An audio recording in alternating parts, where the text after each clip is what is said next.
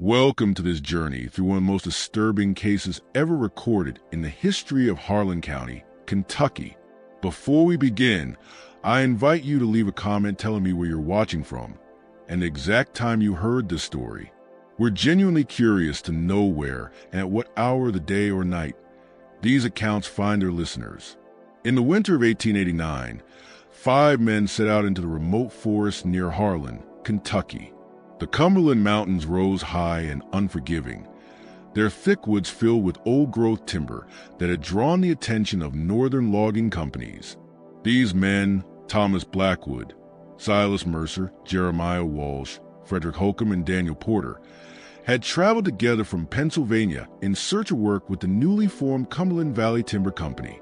What we know about their fate comes from scattered fragments, a partial journal recovered in 1938, county records found in a courthouse basement in 1962, and the recollections of locals recorded by a traveling historian in 1954. The events that unfolded in that isolated cabin remained unknown for decades, until the final survivors' accounts surfaced from the shadows of history. Their journey into the mountains began on December 3rd, 1889. The 5 men were hired as advance scouts to locate ideal logging areas before the larger crews arrived in spring. They carried provisions for 3 months, their tools of trade, and the kind of confidence born from years of experience in the wilderness. But what none of them could have anticipated was the psychological nightmare awaiting them in those silent, ancient woods, where the trees themselves seemed to whisper in strange voices. According to county records, they established their base camp in an old hunting cabin roughly 17 miles northeast of Harlan, near what's now known as the Black Mountain Ridge. The cabin had been abandoned for years, a crude, single-room structure with a stone fireplace and the barest essentials. It stood in a small clearing, surrounded by towering pines and hardwoods that blocked out much of the weak winter sunlight, casting long shadows even at noon. The cabin itself was believed to have been built in the 1870s by a trapper named Elijah Harmon, who vanished without explanation in 1876. Locals had avoided the place ever since, claiming there was something wrong about the land, something they couldn't quite describe. The Cumberland Valley Timber Company had purchased vast tracts of forest in the region, including the cabin, sight unseen, from a Lexington land speculator. After a grueling 3-day trek from Harlan, the men arrived, only to find the structure in worse shape than they'd been told. The roof leaked in several places, the door hung crookedly on rusted hinges, and the chimney had partially collapsed. Still, they set to work repairing it, cooperating efficiently, as men must when survival depends on it. By nightfall on December 6th, they'd made the cabin barely habitable. Thomas Blackwood, the unofficial leader at 47, was the oldest and most experienced. In the journal recovered years later, his first entry described the cabin as serviceable, though marked by a strange melancholy. He noted that, despite their exhaustion, none of the men slept well that first night. "The forest is unusually quiet here," he wrote. "No birds, no small animals rustling through the undergrowth, only the wind, and it seems to carry strange harmonics through the trees." For the first month, everything went smoothly. They mapped potential logging zones, marked trails, and prepared for the spring arrival of heavy equipment. They settled into a steady rhythm. Blackwood and Porter explored north, Mercer and Walsh headed south, while Holcomb stayed behind to tend the camp and cook. Their employer had arranged monthly supply deliveries from Harlan, though only the December shipment would ever arrive. The land they surveyed was rich with promise. Vast stands of oak, hickory, and pine, many more than a century old, a fortune in timber. Yet even then, Blackwood's journal hinted at something unsettling. December 18th. Strange feeling today while marking the eastern ridge. Distinct impression of eyes on my back. Porter sensed it too, though we saw no one. The feeling stayed with us for nearly a mile, then vanished as small stream. On December 21st, he added, Walsh reports finding strange stone formations roughly 3 miles south of camp, clearly arranged by human hands, not natural. For what purpose, he cannot say. No sign of habitation nearby. Possibly Native American, though unlike any tribal markers I've seen before. The December delivery arrived on the 23rd, bringing supplies, letters from the company, and Christmas provisions, whiskey and tobacco among them. The men's spirits lifted. They celebrated Christmas Eve with a modest feast and stories from home. It would be the last moment of true camaraderie they'd ever share. Blackwood's entry for December 25th read, "A storm moved in overnight. Heavy snow, winds from the north. We may be confined to quarters for several days." Holcomb seemed strangely agitated, claims the storm speaks with voices if one listens carefully. The others laughed, but his expression was deeply unsettling. The first signs of trouble began in early January, 1890, in the surviving fragments of Blackwood's journal. Tension among the men grew steadily worse. Mercer and Walsh argue constantly. He wrote on January 7th, "Isolation is wearing on us all, but those two seem most affected. Holcomb barely speaks, even at meals. Porter tries to mediate, but it feels futile. There's something in this place that gnaws at the nerves, like a sound too faint to hear, yet impossible to ignore." On January 10th, he described something deeply troubling. Found Walsh standing motionless in snow before dawn, staring into the forest. He claimed he heard singing, a woman's voice, far off among the trees. "We are miles from any settlement." When I suggested he'd been dreaming, he grew hostile, his behavior increasingly erratic. The winter of 1889 to 1890 was unusually harsh for the region. Historical weather records described weeks of relentless snowfall and temperatures that dropped far below normal. By mid-January, the men were completely cut off from Harlan. Their planned route had become impassable, buried beneath deep snowdrifts and blocked by fallen trees. Isolation began to take its toll. On January 12th, Blackwood noted a troubling event. Walsh claims to have found strange markings carved into trees about 2 miles east of the cabin, symbols that don't resemble anything our scouts would have made. Blackwood accompanied him to the site that morning, but found nothing there. Walsh became agitated, insisting they were in the wrong place, though he swore he had marked the trail carefully. When they returned to camp, Mercer accused Walsh of inventing the story to get out of work. The argument that followed nearly turned violent. The next day's journal entry was short, but deeply unsettling. "Found Walsh again before dawn at the edge of the clearing," Blackwood wrote. This time he had arranged small objects before him. Stones, twigs, what appeared to be animal bones. When I questioned him, he grew defensive, gathered the items quickly. His fingers were stained with what looked like blood. "No game brought in yesterday. To explain it, must watch him closely." Then came January 15th, another disturbing development. Holcomb vanished for an entire day without explanation. When he finally returned at dusk, he was carrying a burlap sack filled with strange woodland objects, oddly shaped roots, stones covered in markings, fragments of bark. He placed them carefully on the small table beside his sleeping area, arranging them in a pattern that made Blackwood deeply uneasy to even look at.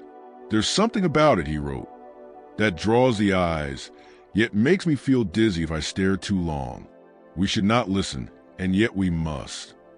What happened next can only be reconstructed from a fragment of Blackwood's journal and the testimony of Daniel Porter, the only man who made it out. He stumbled into Harlan on February 27, 1890, alone, half-starved, and, according to the doctor who examined him, in a state of profound mental collapse. His clothes were torn and stiff with dried blood, though he bore no serious injuries. When asked what had happened, Porter simply smiled, a strange, empty smile, and said, "They're listening." He carried almost nothing with him, only a small leather pouch containing a few oddly shaped stones and a folded piece of paper with a complex geometric pattern drawn on it. Porter's account, later given to the county sheriff and preserved in the official record, described a slow descent into paranoia, fear, and chaos. By late January, he said, their food had begun to run low. Game was scarce, unusually so for that season, and every hunting trip returned empty-handed. We began to suspect someone was taking more than their share, Porter said. Things went missing: food, tools, personal belongings. Accusations started flying. Mercer was sure Holcomb was stealing, but Holcomb denied it furiously. Blackwood tried to keep order, but his authority was fading fast. The tension grew unbearable. We started sleeping in shifts, Porter recalled. Not just because we didn't trust each other anymore, but because of what was outside. We'd hear things in the woods at night, movements that didn't sound like any animal I've ever known. Slow, deliberate steps circling the cabin for hours. Walsh claimed he could see figures among the trees, tall, thin shapes just beyond the firelight. Mercer mocked him, saying it was nothing more than branches swaying in the wind. But even Mercer grew silent when the footsteps came right up to the cabin walls. On January 23rd, everything changed. Walsh returned from a solo expedition, visibly shaken. He said he'd found a strange clearing about 4 miles away, a perfect circle, 30 feet across, where no snow had gathered despite the heavy storms. At its center stood a crude altar made of stones. When the others doubted him, Walsh lashed out, accusing them of conspiring against him. To calm the situation, Blackwood agreed to accompany him back to the site the next morning. They left early on January 24th and didn't return until late that evening. Both men were uncharacteristically quiet. When questioned, Blackwood confirmed that the clearing existed just as Walsh had described, but he refused to say more. Walsh didn't speak at all. He just sat in his corner of the cabin, staring blankly at the wall. In the partially damaged journal entry for that day, Blackwood wrote, "The clearing exists, though I cannot explain it. No stumps, no signs of logging or human work. The ground at the center, not frozen, but warm to the touch, though the temperature remains far below freezing. The stones were placed deliberately, some astronomical purpose. Perhaps Walsh wanted to disturb them. I forbade it. Something about that place commands respect." He continued, "On our way back, we saw tracks crossing our trail. Not animal, not human, long impressions in the snow, as if something with impossibly long limbs had moved across our path. Neither of us spoke, but we walked faster." The next entry, dated January 26th, revealed further descent into madness. Walsh grows increasingly unstable, says he hears voices in the forest. Mercer mocks him openly now. Porter tries to keep the peace, but he's clearly frightened. Holcomb watches everyone with those unreadable eyes. I sleep poorly, dreams of the clearing, of something moving beneath the stones. Woke last night, certain someone was standing at the foot of my bed, tall, motionless, in the dark. Lit the lantern. Nothing there, yet the feeling of being watched did not fade until dawn. By the end of January, the situation had grown desperate. Blackwood's final entry for January 30th read, "Supplies nearly gone. Weather shows no sign of improvement. Tried to reach Harlan yesterday. Turned back after 3 miles. Snow too deep. Terrain too dangerous. Disturbing developments. Inside the cabin, things were falling apart. Found Walsh and Holcomb huddled together this morning," Blackwood wrote, whispering in low voices. "They stopped the moment I approached." Later, he discovered they had been adding to Holcomb's growing collection of strange objects, arranging them not only on his table now, but in precise configurations throughout the cabin itself. When Mercer tried to move a few items away from his sleeping area, Walsh became violent. Blackwood had to step in before it turned into a fight. Porter, meanwhile, was withdrawing from the group, complaining of headaches and strange dreams he refused to describe. What happened next, Porter would later say, was the most disturbing part of the entire ordeal. Holcomb, once the quietest among them, began spending long hours alone in the woods. He would return with strange things, animal bones, twisted branches, oddly shaped stones, which he arranged around his bed in deliberate patterns. He said they would protect us, Porter recalled. From what, he wouldn't say. But every night, we could hear him whispering to himself. None of us slept well after that. As January turned to February, Holcomb's influence over Walsh deepened. The two spent long hours in whispered conversations, sometimes slipping into what sounded like chanting, a language unlike anything Porter had ever heard. "It wasn't any foreign tongue, I know," he said. "The sounds were wrong, as if their voices weren't made for those words. Hearing it made my skin crawl." By early February, their fragile unity had collapsed. Blackwood's journal, now more erratic, read, February 3rd, food situation critical. No game to be found. Porter attempted to reach Harlan 2 days ago, but returned claiming the trail kept leading him back here, no matter which way he went. Compass malfunctioning. Strange lights in the trees at night. Walsh and Holcomb now openly performing what can only be described as rituals. Mercer shifts between rage and despair. Found him weeping this morning. Says something speaks to him in dreams. Shows him things he cannot bear to recall when awake.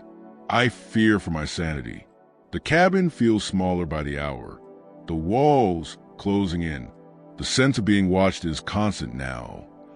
On February 5th, Blackwood recorded something even more troubling. Discovered markings carved into the cabin's beams, identical to those Walsh claimed to have seen on the trees. None admit responsibility. The symbols shift when viewed from the corner of the eye. I can't look at them directly. That same night, Walsh and Holcomb stayed outside despite the freezing cold. They returned at dawn, frostbitten but eerily unaffected, their eyes vacant, flat, as if whatever made them human had retreated deep within. The breakdown accelerated. Porter described waking one morning to find Walsh standing at the single window, staring out at the tree line. He wouldn't move or speak, Porter said. When Blackwood shook him, he whispered that he'd seen someone out there, tall, thin like a tree that walks. They searched but found no tracks in the snow. When they suggested he'd imagined it, Walsh flew into hysteria. That same day, Mercer discovered the camp's axe was missing. Accusations erupted. No resolution followed. Soon, other items began vanishing. Tools, food, personal belongings, only to reappear in odd places. Our supplies dwindled faster than we could explain, Porter said. We started keeping what little we had close at all times. None of us trusted each other anymore. But more and more, I felt our real danger was inside the cabin. It was out there. On February 10th, according to Porter, Holcomb disappeared for a full day and night. When he returned, he carried a deer carcass, the first fresh meat they'd seen in weeks. The men devoured it hungrily, their suspicions forgotten in their desperation. But soon after, violent sickness spread through the group. The meat looked and tasted like venison, Porter recalled, but none of us could keep it down. Mercer accused Holcomb of poisoning them. Blackwood tried to reason that maybe the deer had eaten something toxic. Holcomb said nothing, only smiled, in a way Porter described as chilling to the bone. Blackwood's journal for February 11th contained a single haunting line. Dreamed of the clearing again. Not empty this time. Someone waiting there. Someone I knew, but not as I had known them before. The following day's entry was almost illegible from water damage, but one passage remained clear. They found tracks around the cabin this morning, same as those we saw near the clearing. They approached from the north, circled the cabin completely, then returned where they came. Walsh calls them the Watchers. Mercer says it's some trick of the mind. Holcomb says nothing, but I've noticed new items among his objects. Fragment of paper covered in the same symbols that now mark the cabin walls. The writing is not his. By mid-February, the cabin had become a war zone. Each man claimed a corner as his own, Porter said. We guarded our spaces like animals. Mercer built a crude lock for his trunk. Blackwood slept with an axe beside him. Not the original one, which was still missing, but another he crafted from scraps around the cabin. I kept my knife in hand at all times, Porter said. Walsh stared out the window for hours, muttering about the walking trees circling the cabin at night. Holcomb's arrangements now formed a complete circle around his bed. On February 15th, Blackwood made his final coherent entry. I can no longer explain this as mere isolation or madness. There is something in these woods, and it has taken notice of us. I hear it moving outside the cabin after dark. I see its elongated shadow when the moon rises. Walsh and Holcomb speak to it now, or so they claim. Mercer vacillated between hysterical denial and paralyzing fear. Porter alone seemed to hold on to a fragile thread of rationality. Yet even in him I saw the creeping doubt whenever he thought no one was watching. We were beyond help now. No rescue party could possibly reach us through the snow. Our supplies might last another week at most. Holcomb spoke of a coming transition, of becoming something greater than we were. His words should have sounded like madness. Yet, I found myself listening more closely with each passing day. Perhaps there were fates worse than transformation. The final entry in Blackwood's journal, dated February 17th, contained only a crude drawing, a circle filled with interlocking geometric shapes, surrounded by the same strange symbols carved into the cabin's beams. The breaking point came during a violent snowstorm on February 18th. Trapped indoors for 3 endless days, the 5 men grew restless and desperate. The closeness bred conflict. Porter recounted how a dispute over the last of the food turned to violence. Mercer accused Walsh of hoarding bread. Walsh denied it, but Mercer would not relent. They came to blows. When Blackwood tried to intervene, Holcomb struck him from behind with a piece of firewood.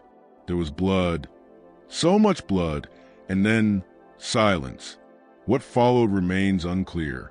Porter's recollection becomes increasingly fragmented, almost incoherent. He described several days in which the survivors remained locked inside the cabin with Blackwood's body. They were either unable or unwilling to bury him. The frozen earth outside and the blizzard making it impossible. The smell was unbearable, Porter said, but worse was the whispering. Holcomb would sit beside Blackwood's corpse for hours, muttering softly, as though speaking to it. Mercer began insisting that Blackwood wasn't dead, only sleeping. Walsh had stopped speaking altogether. The cabin walls seemed to press inward, the darkness around them thick and suffocating. And always there was that sense something was waiting just beyond the walls. Patient, hungry. Porter's account of the days after Blackwood's death becomes erratic, at times disjointed. He spoke of losing track of time, of waking to find the others engaged in acts he couldn't comprehend. They were doing something to Blackwood's body, he said, changing it somehow. I couldn't look directly at it. My mind refused to understand what my eyes were seeing. Parts of him would be missing, then reappear, but wrong somehow. And there were additions, things that didn't belong in any human anatomy. He described how Walsh and Holcomb would take pieces of the body outside at night, returning hours later with what Holcomb called contributions from the forest. By then, Mercer helped him willingly. Porter said his eyes had that same lifeless flatness the others shared. When they spoke, their voices sometimes overlapped, as if they were all fragments of a single mind. On the night of February 22nd, Porter awoke to find Mercer standing over him with a hunting knife. His eyes were vacant, the eyes of a sleepwalker. When Porter asked what he was doing, Mercer replied calmly, "There isn't enough food for all of us. Sacrifices must be made. They told me who goes next." Something in Porter's reaction must have confused him, because Mercer hesitated. For a fleeting moment, Porter saw the terrified man Mercer used to be, trapped inside a body no longer his own. In a trembling whisper, Mercer said, "Run, Daniel. Don't let them make you like us. Don't listen to the voices in the trees." Then his expression hardened, and Porter knew he had only seconds to act. He fled into the storm that night, carrying only a blanket and a small amount of food. He stumbled through the forest for days, half frozen and delirious. "I lost all sense of direction," he said. "The stars were wrong. The moon, too bright, too close. I would walk for hours, only to find myself back at the cabin again." Sometimes he saw them inside. Mercer, Walsh, and Holcomb gathered around something on the floor that used to be blackwood, but was becoming something else. They were helping it change, adding to it. During his frantic attempt to escape, Porter described impossible phenomena in the woods. The trees moved when I wasn't looking, he said. Their positions changed, the paths shifted, and always, there were tall figures at the edges of my vision, never fully visible, but always there. They made no sound, but I could feel the ground tremble, as if something massive was shifting its weight from one foot to another. On his third attempt to flee, Porter claimed he met a stranger in the forest, a tall, thin man wearing old-fashioned clothes. The stranger said nothing, but gestured for him to follow. By then, I was beyond fear, Porter said. He led me to a path I'd never seen before, marked with small carved stones. I followed it for what felt like days, maybe only hours. When I looked back, he was gone, but so was the feeling of being hunted. Porter finally reached the outskirts of Harlan on February 27th, collapsing on the steps of the general store.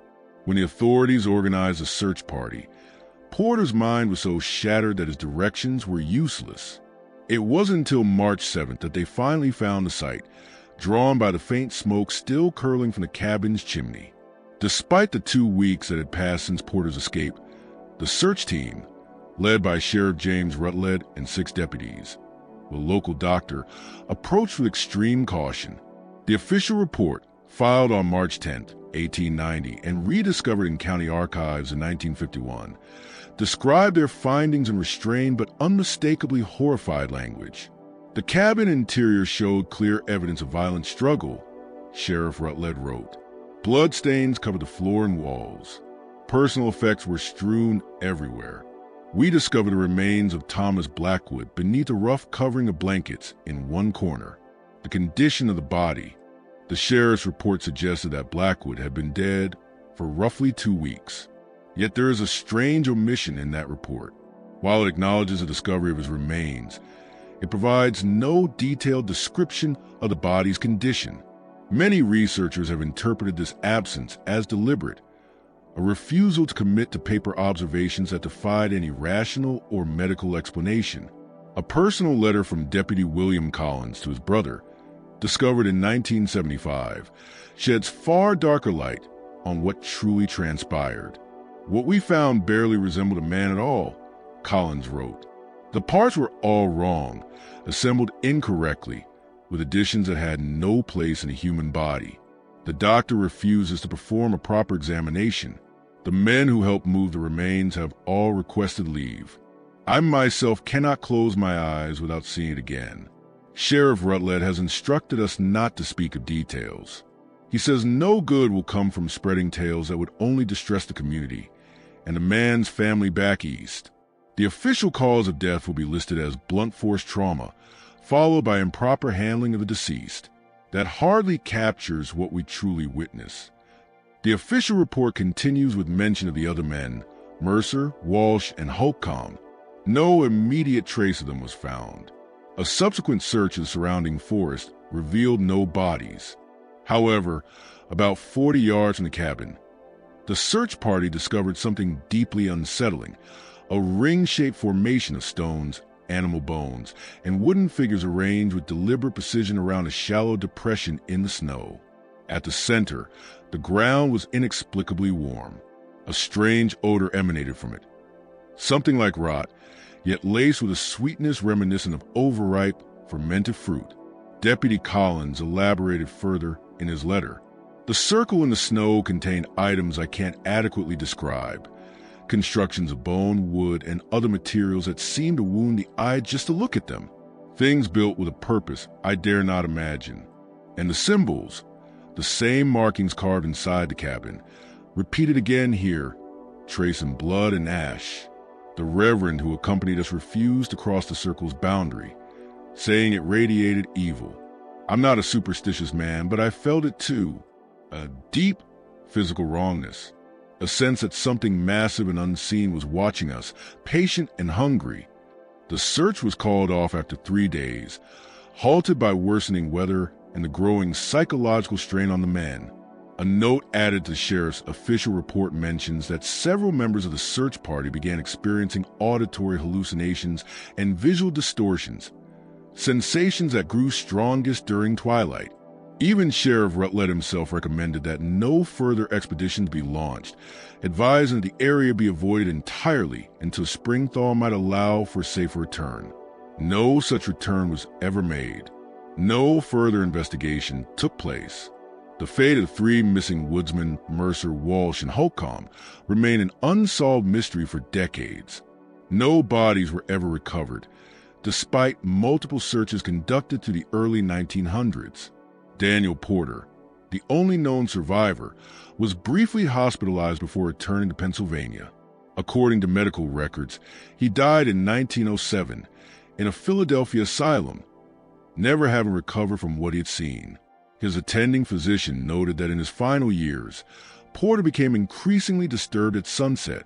He would often claim that thin figures stood just outside his window, men with branches for arms and darkness where their faces should be. The physician's private notes, uncovered during an archival review in 1998, reveal further insight into Porter's decline. Patient P exhibits clear signs of chronic paranoid delusion. However, the consistency of his narrative is remarkable. Most fabrications change over time. His remains perfectly identical in every telling. He speaks constantly of watchers in the forest, who select individuals for transformation. When pressed for explanation, he grows violently agitated and requires sedation. There is a physical aspect to his obsession. His insistence that his companions underwent a kind of alteration that defies all known natural law. He claims these transformations continue even now, that the men, though no longer human, still roam the forests of Kentucky, serving as intermediaries between our world and something he calls the waiting hunger. The case might have faded entirely from history, if not for a startling discovery in 1962. During renovation of an abandoned property about 3 miles from the original cabin site, workers unearthed a sealed metal box buried beneath the foundation stones. Inside was a leather-bound journal, later authenticated through handwriting analysis, as belonging to Frederick Holcomb himself. The journal covered the period between January 15th and February 25th, 1890, and offered a chilling counterpoint to Porter's account. Where Porter described isolation, madness, and fear, Holcomb's writing spoke of revelation, of something ancient awakening beneath the forest floor. At first, the entries were mundane, mentioning weather, terrain, and supplies. But by January 20th, the tone shifted sharply. Found a circle of stones today, perfectly arranged, not the work of farmers or old logging parties. Too precise, too deliberate. Each stone bears markings unlike anything I've seen, yet somehow they feel familiar, as though glimpsed in dreams. I've told no one of this. Returned after dark. The circle glows faintly in the moonlight. When I placed my hands on the central stone, I felt a pulse, a slow, steady rhythm, like a great heartbeat. Something dwells beneath, something vast and patient. It knows I am here. It welcomes me. By January 25th, Holcomb wrote of hearing voices on the wind and of unseen eyes watching from the trees. The voices speak in a tongue I should not comprehend, yet I do.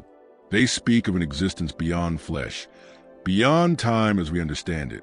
They show me glimpses of a vast consciousness, one that spans millennia, perceiving reality not as we do, but as one endless, interconnected awareness. All moments, they said, exist simultaneously. They called it the joining. Walsh hears them now too. Together we listen. Together we learn. Soon, Mercer will hear them as well. Blackwood and Porter resist, but resistance is merely delay, not prevention. By February 1st, Holcomb's entries show an increasing obsession with the stone circle. Visited it again today. The voices are clearer here, more distinct. They speak of hunger and transformation, of becoming something greater than mere flesh. The others suspect nothing, though Walsh has his own strange connection to this place. He sees the sentinels standing at the forest edge but understands nothing of their purpose. They watch us, evaluate us. They were human once, or something close to human. Now they're more. Bridges between states of being, between worlds that rarely touch except in places like this, where the boundaries grow thin. On February 5th, Harlan wrote, "The hunger is becoming unbearable. There's no game in these woods, or none that can be taken by ordinary means. The voices have shown me another way, but it requires preparation. Certain arrangements must be made, certain permissions granted. Walsh and I performed the initial rituals tonight.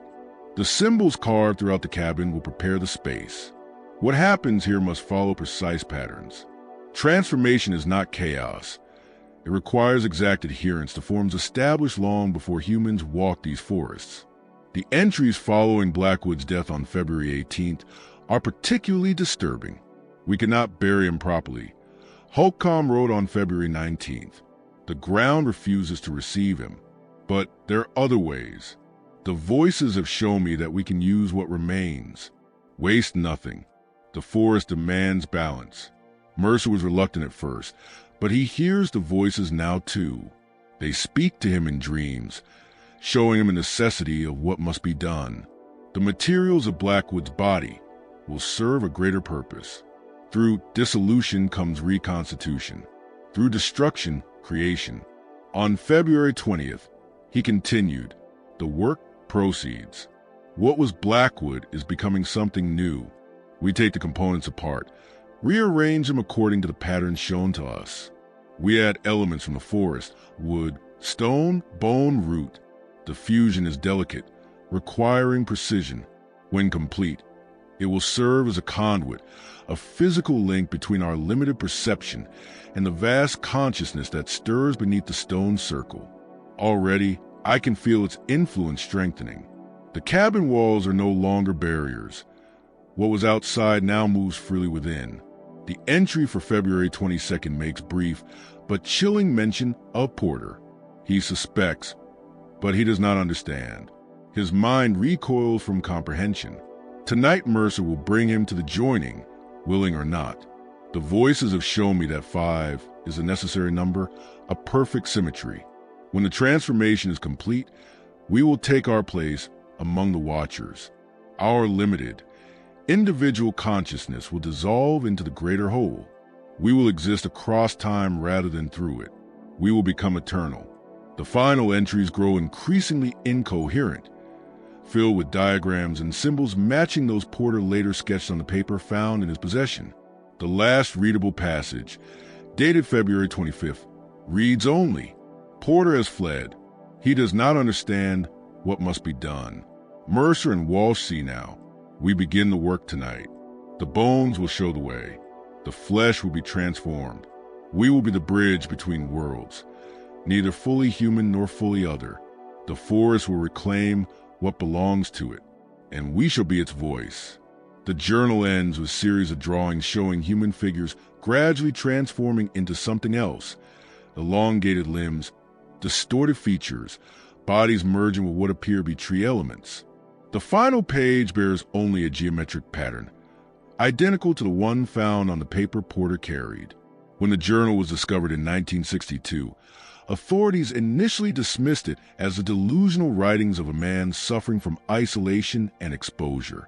But Dr. Eleanor Shepard, a psychologist specializing in extreme environmental stress, became fascinated after reading newspaper reports of the discovery.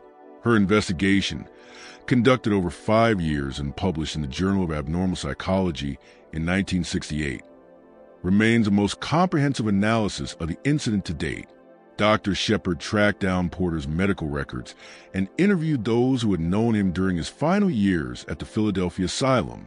She also located descendants of Sheriff Rutledge and several members of the original search party, gaining access to personal letters that had never been included in the official record. Most notably, she visited the site where the cabin had once stood, accompanied by forestry experts and geologists to determine whether environmental conditions might have played a role in the men's mental breakdown. Her conclusions, though couched in scientific language, were deeply unsettling. The events at the Harlan County cabin between 1889 and 1890, she wrote, represent a complex interaction of environmental, psychological, and possibly biochemical factors. The isolation, harsh conditions, and underlying interpersonal tensions created fertile ground for psychological collapse. Yet certain aspects of the case resist rational explanation. Dr. Shepard noted several anomalies that defied dismissal. Reports of the forest being unusually devoid of wildlife matched documented accounts from hunters and trappers of that era. Soil samples collected near the site of the reported stone circle contained abnormal chemical compositions, elevated levels of organic compounds typically associated with decomposition. Most striking of all, she discovered consistent patterns among the independent account of Porter, Deputy Collins, and Several members of the search party described physical phenomena they had personally witnessed, patterns too consistent to be dismissed as shared delusion. While Dr. Shepard stopped short of endorsing supernatural explanations, she admitted, "I must acknowledge that something occurred in that remote section of the Cumberland Mountains which transcends our current understanding of group psychology and environmental influence. The consistency of the reported phenomena, the physical evidence still detectable even decades later, and the profound psychological impact on all who came into contact with the site suggest an objective reality to at least some aspects of this case." Historians and psychologists who later examined the incident have offered many theories about what truly happened in that cabin. The most widely accepted explanation proposes that the men, isolated, starving, and under extreme stress, fell victim to a combination of cabin fever and toxic exposure. The cabin's chimney was later found partially collapsed, possibly allowing carbon monoxide to build up inside. Others have suggested the possibility of ergot poisoning from contaminated grain, a condition known to induce hallucinations and paranoia. Some researchers even speculated that the men might have ingested local moonshine or native plants with psychoactive properties. Dr. Martin Blackwell, no relation to Thomas, wrote in the American Journal of Psychiatry in 1972 that the group may have suffered from shared psychotic disorder, a rare condition in which one individual's delusion spread others through close proximity and emotional dependency. The isolation, harsh conditions, and underlying tensions created the perfect psychological storm, he wrote. One man's psychosis, likely hoaxums, based on the available evidence, infected the others through suggestion and humanity's innate need to find meaning in chaos and coincidence. Yet even Dr. Blackwell acknowledged limitations to his theory. The physical evidence reported by the search party, particularly the unusual condition of Blackwood's remains, suggests that whatever delusions the men experienced may have driven them to acts of violence and possible post-mortem mutilation. But the complexity and precision described in those private letters do not align with the disorganized, frenzied behavior typical of psychotic episodes. Whatever the truth, the events in that remote cabin have long since passed into local folklore. For decades, loggers and hunters avoided the area entirely. Those who did venture near spoke of unease, strange sounds, and the unsettling sensation of being watched. In 1957, a research team from the University of Kentucky conducted an archaeological survey of the site. They found little trace of the original cabin, just fragment of the stone foundation and scattered artifacts, broken tools, buttons, a pocket watch stopped at 317, and, most curiously, a collection of small carved figures with unnaturally elongated limbs. They also recorded an unusual absence of wildlife in the area and noted patterns of dead vegetation forming near-perfect circles around the ruins. The lead researcher, Dr. William Tanner, wrote in his field notes, "There is something undeniably disquieting about this location. Several team members have reported vivid, disturbing dreams since beginning work here. Two have already requested to leave the project altogether. While I hesitate to give weight to local superstitions, I cannot deny there is something distinctly unwelcoming about this particular section of forest. The trees themselves feel wrong, not in any identifiable way, but in their collective presence. It's as though they were arranged deliberately by design." He continued, "Yesterday, I found myself unable to leave the site, despite intending to return to camp before dark. I walked for hours, only to arrive back at the foundation stones. When night fell, I observed what appeared to be bioluminescent fungi growing in patterns too symmetrical to be natural. I've collected samples, though I'm uncertain whether I'll include this observation in my official report. The survey was meant to last 2 weeks, but was abruptly abandoned after only 5 days. The official explanation cited inclement weather and logistical issues. However, Dr. Tanner's personal correspondence revealed a far more unsettling truth. I cannot, in good conscience, keep the team here any longer. 3 members have suffered what I can only describe as nervous breakdowns. The nightmares are universal. All report dreams of tall figures moving among the trees, watching with detached curiosity. More alarming are the waking experiences. Jenkins swears he saw a man, inhumanly tall and thin, standing motionless among the trees for hours. Martinez found himself physically unable to approach the stone circle we uncovered about 50 yards from the cabin foundation. He described a feeling of profound wrongness that grew stronger the closer he came. As for myself, I've begun to experience periods of temporal distortion, moments when time seems to stretch or collapse without warning. We are leaving tomorrow. The university can send another team if they wish, but I will not return to this place. The Cumberland Valley Timber Company, the firm that had originally employed the Five Woodsmen, quietly abandoned its plans for the area soon after the tragedy.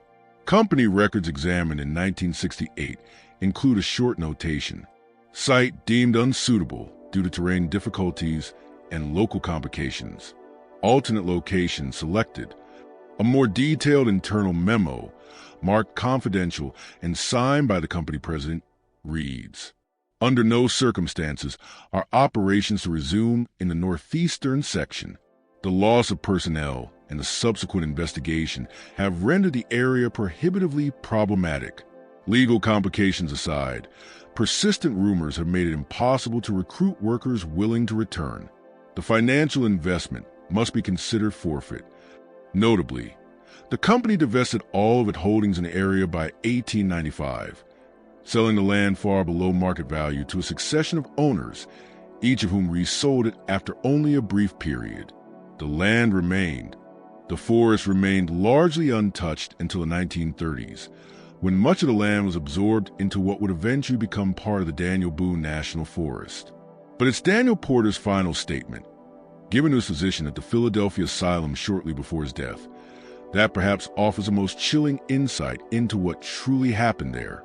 According to the medical report, Porter insisted that what occurred at the cabin wasn't simply men turning on each other. "You don't understand," he reportedly told the doctor. "We weren't alone in those woods. Something was watching us, testing us." He claimed it spoke to Holcomb first, then to the others. "I heard it too near the end," Porter said. "It promised to preserve us, to make us part of something greater. It said hunger would never trouble us again." When asked to describe what he'd seen or heard, Porter grew agitated. "It had no form I could name," he said. "It was in the spaces between the trees, in the silence between heartbeats, in the shadows that moved against the light. But I saw what it did to Blackwood after he died, how his body changed night after night, how pieces of him seemed to move, migrate. I saw what Holcomb was building with those pieces, what he said would be our salvation." Porter described how the man had begun to change even before Blackwood's death. "Walsh's fingers grew longer first," he recalled. "I saw him staring at them in confusion, flexing them like they weren't his own.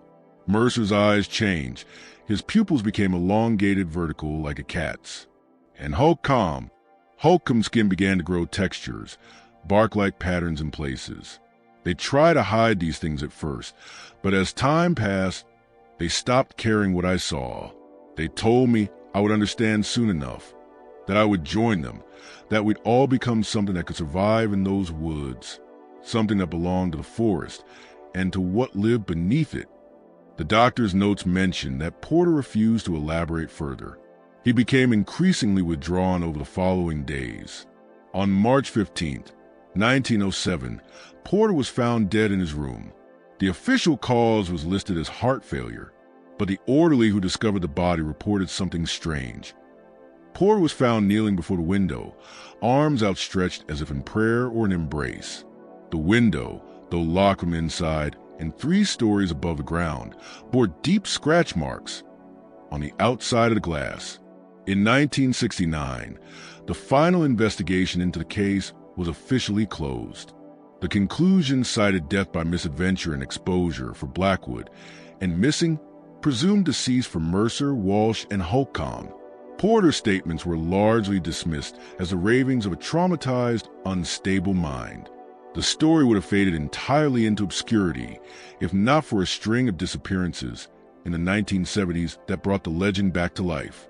Between 1973 and 1978, 7 people vanished in the area near the original cabin site. Most were eventually found, disoriented but physically unharmed. 2, however, were never seen again. Those who were recovered told similar stories: sudden disorientation, lost time, and the overwhelming feeling of being watched. Several spoke of tall, thin figures glimpsed just at the edge of vision, especially at twilight.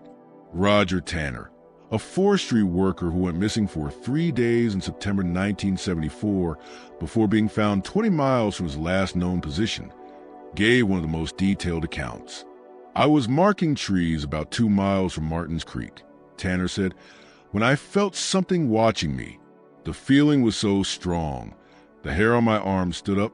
I turned slowly, expecting a bear or a mountain lion, but instead I saw a figure standing among the trees, maybe 50 yards away, tall, impossibly thin, motionless. I called out, thinking it was another forestry worker. No response. When I stepped toward it, it moved back, but not like a person. One moment it was there, the next it had shifted, without any motion between. I got disoriented, couldn't find the trail I'd been on. Then night fell, suddenly. I made camp, but I couldn't sleep. That feeling of being watched never went away. All night, I heard movement, not animal sounds, but something deliberate, rhythmic, almost ceremonial. In the morning, I found a ring of small stones arranged perfectly around my tent. I swear they hadn't been there before. After that, everything blurs. I only remember fragments, walking endlessly, the trees shifting when I wasn't looking directly at them, voices whispering in the wind, saying words I almost understood. Those tall figures were always there, just beyond sight. Authorities blamed the incidents on treacherous terrain, harsh weather, and the power of suggestion fueled by local legends. But the consistency of the accounts and the sheer number of them forced the U.S. Forest Service to temporarily close off part of the Cumberland Mountains in 1979, citing environmental hazards. The area reopened in 1982, following an ecological survey that found no contamination or geological abnormalities. Still, the survey team noted several inexplicable details: circular patches of stunted vegetation and abrupt temperature shifts in otherwise uniform ground. Dr. Richard Farley, the geologist leading the survey, later wrote privately to a colleague, "The official report only includes what we can measure and prove. It doesn't capture the feeling of that place. There's something profoundly wrong with that forest. My entire team, seasoned scientists, felt it. The unease grew the closer we got to the cabin site. Several of us experienced disorientation that defied logic. Maps failed, compasses spun, GPS units froze or reversed. But what disturbed us most were the time anomalies, watches running backward. Team members reported drastically different perceptions of how much time had passed during specific tasks. These details were omitted from the final report since they couldn't be objectively verified, but Dr. Farley noted that they deserve further study, ideally by experts in fields beyond his own. Today, the forests near Harlan have been largely logged and developed. The exact site of the cabin has been lost to time, though local guides occasionally claim to know where it once stood. Few are bold enough to go looking for it, and those who do often return unsettled. They speak of an oppressive silence in certain parts of the woods, places where no birds sing, and even the wind seems hesitant to move the branches. An informal study conducted by folklorists from Eastern Kentucky University in 1995 gathered dozens of testimonies from local residents describing strange experiences in the area. These accounts range from mild disorientation to far more disturbing encounters. Tall, thin figures moving between the trees, and whispers in a language no one could recognize. While such stories can easily be dismissed as superstition or the persistence of an old legend, the consistency of these descriptions, across age, gender, and background, is difficult to ignore. In 2008, a documentary filmmaker attempted to locate the original cabin site for a project on Appalachian folklore. The film was titled Whispers in the Timber, but it was never completed. According to production notes later obtained by a journalist investigating why the project was abandoned, the crew experienced constant equipment failures, unexplained audio distortions, and a series of accidents that eventually forced the producer to withdraw funding. The director, Maya Hernandez, refused all interviews after returning from Kentucky. She later released a single written statement. Some stories are not meant to be told. Some places reject documentation.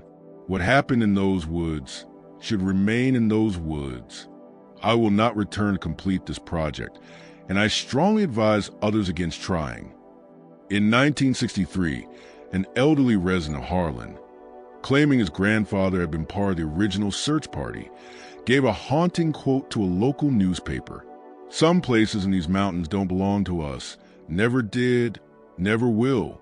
Those men wandered somewhere they weren't welcome. The forest has its own laws, its own justice. It takes what it needs and changes what it doesn't. My grandfather wouldn't speak of what they found in that cabin, not even 50 years later. But sometimes in his sleep, he'd cry out about the man who wasn't a man anymore. He'd say they should have burned everything and never looked back. That place is still there, though most can't find it now. And it's still hungry after all these years." The case of the Five Woodsmen remains one of the most unsettling episodes in Harlan County's history, a grim reminder of how fragile the human mind can be when isolated in the indifferent wilderness. Whether their fate was sealed by natural forces or something far stranger depends entirely on what you choose to believe. What's certain is this: of the 5 men who entered those woods in December of 1889, only Daniel Porter returned. And even he, by his own admission, never truly escaped what happened in that remote cabin during those dark winter months.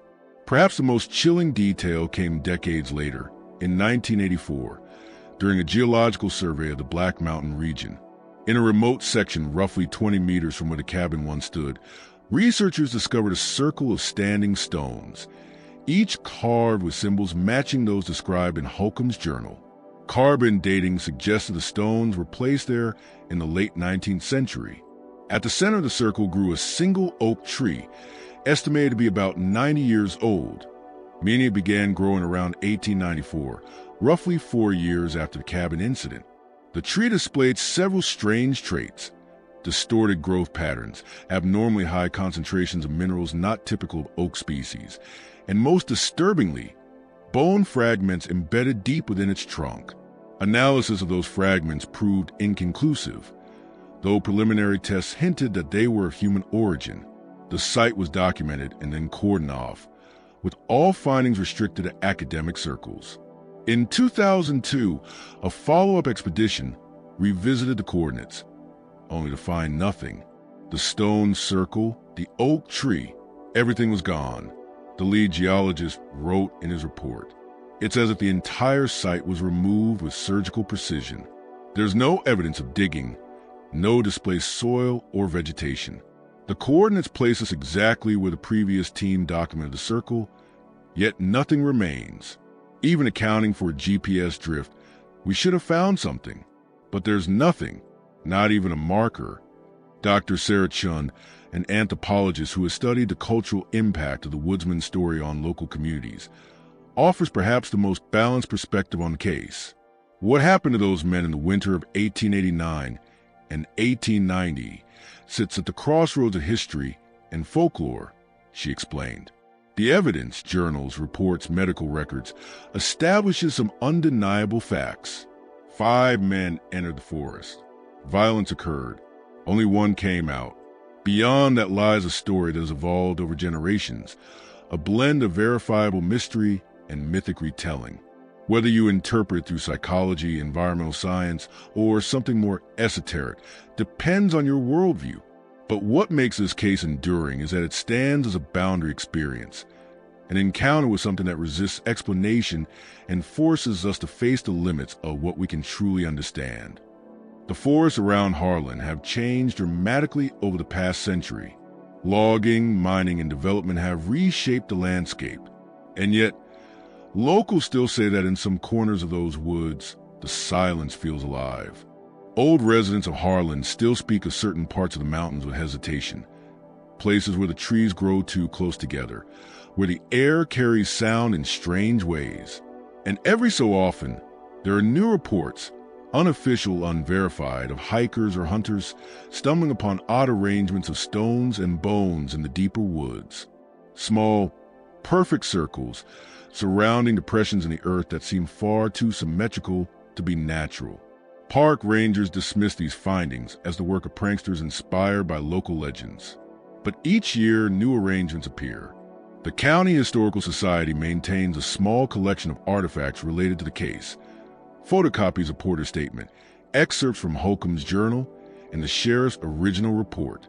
They sit in a dusty back room, overlooked by visitors, gathering age beside other forgotten relics of the region's past.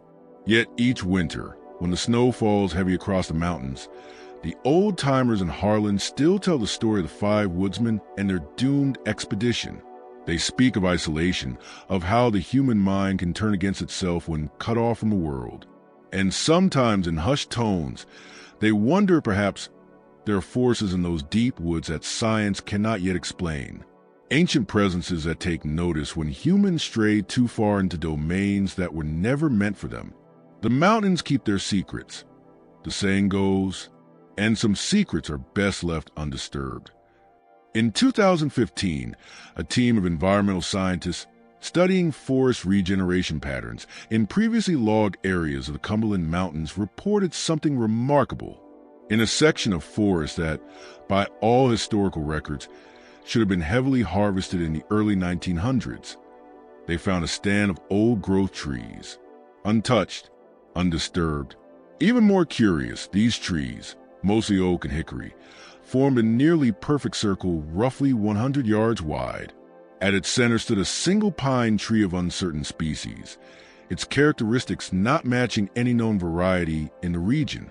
Soil samples taken from within the circle revealed unusually high levels of calcium, phosphorus, and iron, elements commonly found in human bone. When the team published their findings in an academic environmental journal, the report drew little attention outside scientific circles. But one local historian, familiar with the story of the Five Woodsmen, made the connection immediately. He began organizing a deeper investigation into the site. Before that could happen, a series of violent storms swept through the area in the spring of 2016. High winds and flooding reshaped the terrain. When researchers returned, the circular stand of trees was gone. Dr. James Wilson, the lead botanist on the original survey, later wrote in his report, "The disappearance of the site represents a profound scientific anomaly. The trees we documented, some estimated to be over 2 centuries old, could not have been destroyed or removed without leaving significant evidence. And yet, our return expedition found no trace of either the circular formation or the central pine. The forest now appears entirely ordinary, second or third growth timber, no unusual patterns, no disturbance in the soil. Even the chemical composition has normalized. It is as if our original findings existed in another place altogether, though our GPS confirms we were standing at the exact same coordinates. I have no scientific explanation for this discrepancy. The true nature of what happened in that cabin during the winter of 1889 and 1890 will likely never be known. The evidence is too fragmented, the witnesses long gone, and too much time has passed. All that remains is the chilling truth that 5 men entered those woods, and only one came out, forever changed by what he saw, or what saw him. Somewhere, beneath decades of fallen leaves and new growth, lie the remnants of that cabin, a forgotten clearing where the shadows always seem deeper, where the light never quite reaches the ground. Those who know where to look still find traces, subtle disturbances in the land, places where the forest feels different. Not necessarily hostile, but aware, watchful, patient. The last official record of the case appears in a 1969 memorandum from the county archives, authorizing the transfer of all related documents to the state archives in Frankfort. At the bottom of the form, a handwritten note reads, "May these men, whatever their fate, finally find peace. Whether they ever did, no one can say. The forest keeps its own counsel. And in the deepest reaches of the Cumberland Mountains, where the trees grow tall and close, and the sunlight struggles to touch the forest floor, the silence speaks volumes to those willing to listen." A final, unsettling footnote to the story appeared in 2018. A hiker reported discovering an unusual tree in a remote section of what is now the Boone National Forest, roughly 30 meters from presumed site of the original cabin. He described it as impossibly tall and thin, its bark marked with patterns that resembled elongated human figures. Around its base stood 5 carved stones, ancient, weathered, yet unmistakably man-made. The hiker claimed to have photographed everything, but when he returned home, every image was blank. Nothing had registered on his digital camera. When he tried to return with others, using the same GPS coordinates, the clearing was gone. Local authorities dismissed his account as confusion or fabrication. But to those who know the story, the names, the journals, the legends, his description sounded disturbingly familiar. The forest still guards its mysteries, revealing only glimpses to those who venture too deep. And the story of the 5 men who entered the woods near Harlan in the winter of 1889, and the one who walked out alone, endures as a haunting reminder how thin the veil can be between the world we know and the one that watches from the dark. People still speak of certain areas with hesitation, places where the trees grow too close together and where sounds carry in strange ways through the air. Every so often, there are unofficial reports from hikers or hunters who stumble upon odd arrangements of stones and bones deep in the mountains. Small, perfectly shaped circles surrounding depressions in the earth, too symmetrical to be natural. Park rangers usually dismiss these findings as pranks by locals who know the legends. Yet, year after year, new arrangements appear. At the County Historical Society, there's a small, almost forgotten collection connected to case. Photocopies of Porter's statement, excerpts from Holcomb's journal, the sheriff's report. They gather dust in the back room, ignored by visitors, resting beside other relics of the region's past. But each winter, when heavy snow falls, the old-timers of Harlem still tell the story of the 5 Woodsmen and their ill-fated expedition. They speak of the dangers of isolation, how a man's mind can turn against itself when cut off from the world. And sometimes, in hushed voices, they wonder if perhaps there are forces in the deep woods that science cannot explain. Ancient presences that notice when humans stray too far into realms that do not belong to them. The mountains keep their secrets, locals say, and some secrets are best left alone. In 2015, a team of environmental scientists studying forest regeneration in the Cumberland Mountains discovered something strange. According to historical records, the area should have been heavily logged in the early 1900s, but there untouched stood a circle of old-growth oak and hickory trees, nearly a perfect ring, about 100 yards across. At its center grew a single pine of unknown species, with traits not matching any known tree in the region. Soil samples revealed unusually high levels of calcium, phosphorus, and iron, elements found in human bone. The findings were published in an environmental journal but went mostly unnoticed, except by one local historian who saw the connection to the story of the 5 Woodsmen. He tried to organize a formal investigation. Before that could happen, a series of violent spring storms tore through the region in 2016, changing the terrain completely. When researchers returned, the circular stand of trees was gone. Dr. James Wilson, the lead botanist, wrote in a follow-up report, "The disappearance of the site represents a significant anomaly. The old growth trees we recorded, some over 2 centuries old, could not have vanished without trace. Yet our return expedition found no sign of them. No circle, no pine. Even the soil composition has normalized.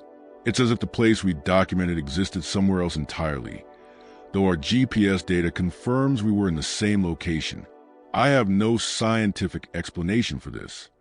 The true events that took place in that cabin during the winter of 1889 to 1890 will likely never be known. The evidence is fragmented, the witnesses long gone, and time has buried the rest. What remains is a chilling truth that 5 men entered the forest, and only one walked out, forever changed. Somewhere beneath decades of fallen leaves and new growth lie the foundations of that cabin, a forgotten clearing where the shadows linger longer than they should, even on the brightest days. For those who dare to look closely, subtle traces remain, small disturbances in the natural order, places where the forest feels aware, not evil, perhaps, but patient, watchful. The last official mention of the case came in a 1969 memo authorizing the transfer of documents to the State Archives in Frankfurt. A handwritten note at the bottom reads, "May these men, whatever their fate, finally find peace." Whether they did, no one can say. The forest keeps its own counsel. And in the deepest parts of the Cumberland Mountains, where the trees grow tall and close and the sunlight barely reaches the ground, the silence speaks volumes to those willing to listen. In 2018, a hiker reported finding an unusual tree deep in the Boone National Forest, not far from the supposed site of the original cabin.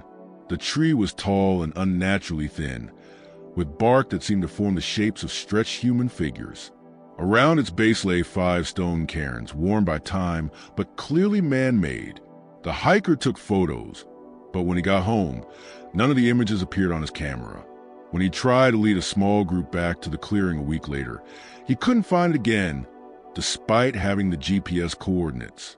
Authorities dismissed the story as confusion or fabrication, but locals recognized the details. Echoes of both Porter's account and Holcomb's journal. The forest continues to guard its mysteries, revealing only glimpses to those who dare venture deep enough. And the tale of the 5 men who entered the woods near Harlem in the winter of 1889, and the one who walked out alone, still stands as a haunting reminder how thin the line can be between the world we know and the darker truths that lie just beyond our understanding. In 2019, a folklore student from the University of Kentucky interviewed elderly residents of Harlan County for a thesis on oral traditions. One interviewee, 93-year-old former coal miner Elijah Crawford, shared a tale passed down from his grandfather, who had lived there in the 1890s. Granddad said that for years after those men disappeared, folks would see things in the forest at dusk, tall things that looked like men, but move wrong, jerky, awkward, like they weren't used to having limbs. They never came close to houses or roads, just watched from the trees. Some said they were the missing loggers, changed by whatever they found out there. Granddad saw one himself in the summer of 1896, tall as a young pine, thin as a rail, with arms too long and fingers like twigs. It just stood there, watching him plow, for hours. When he finally dared to approach, it stepped backward into the tree lean and vanished. He said the worst part wasn't how it looked, but how it felt, like it was studying him, deciding if he was suitable. He never went into those woods again. Other oral histories tell the same thing, watchers, treemen. Stories passed down through generations, easy to dismiss as superstition, maybe, but the descriptions are eerily consistent across time and distance. Drive through Harlan County today, with its highways, lights, and towns, and it's easy to laugh off these tales as folklore from a simpler age. But if you ever find yourself on those mountain roads at twilight, when the shadows lengthen between the trees, you might feel it too, the sense that the forest is watching you. You'll understand why locals still whisper about the Five Woodsmen and why certain places in those mountains remain untouched, avoided, and strangely undeveloped despite their value. The forests of eastern Kentucky hold many secrets. Some are harmless, hidden springs, old ruins, forgotten settlements reclaimed by nature. Others are darker, unmarked graves, the remnants of desperate acts done in isolation. And some secrets lie deeper still, blurring the line between history and myth, between fact and whispered legend. The story of the Five Woodsmen who entered the forest near Harlem in the winter of 1889 is one of those secrets, a tale shaped by time, retold through generations, part truth and part nightmare. 5 men went in, 1 came out. What happened in that lonely cabin more than a century ago remains one of Kentucky's most disturbing mysteries. Some boundaries once crossed can never be uncrossed. Some knowledge once gained can never be forgotten. And some hungers once awakened are never truly satisfied. The forest remembers. The forest waits. And in the deepest woods, where the old growth still stands and the silence feels alive, something continues to watch and wait for those who wander too far from the safety of the path.